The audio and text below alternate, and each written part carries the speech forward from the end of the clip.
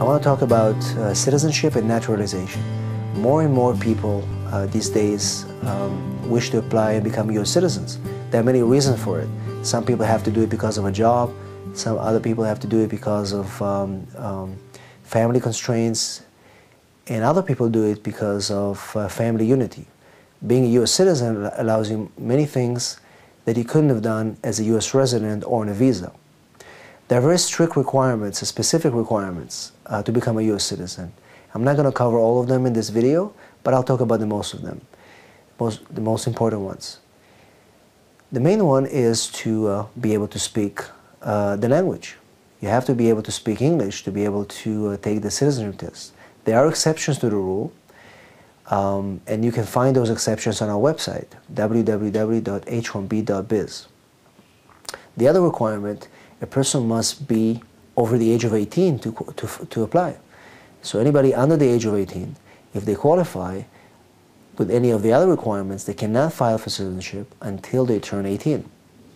Another requirement, which is very important, is the residency requirement.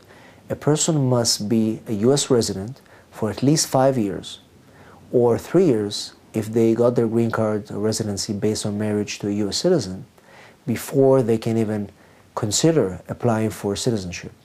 In fact, the rules say that as long as 4 years and 9 months passed since getting the green card, a person can file the application. In addition to that initial residency requirement, a person also must be physically present in the United States for 30 months out of the 5 years preceding to the application. And finally, a person must reside in the state or county at least 3 months before sending out the application. Another requirement, which is very important, a person must be of good moral character before filing for citizenship. What does it mean?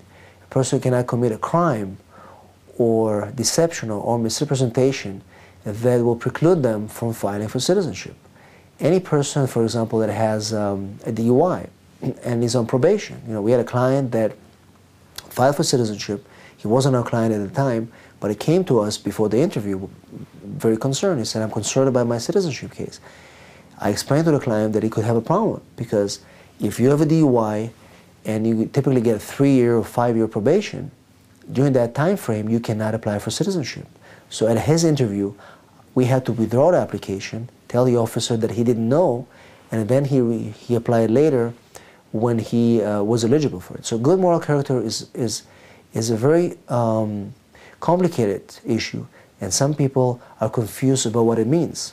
Very suggestive is to apply for consultation with an immigration attorney to be able to analyze what is that requirement. Are you a person of good moral character at the time of application?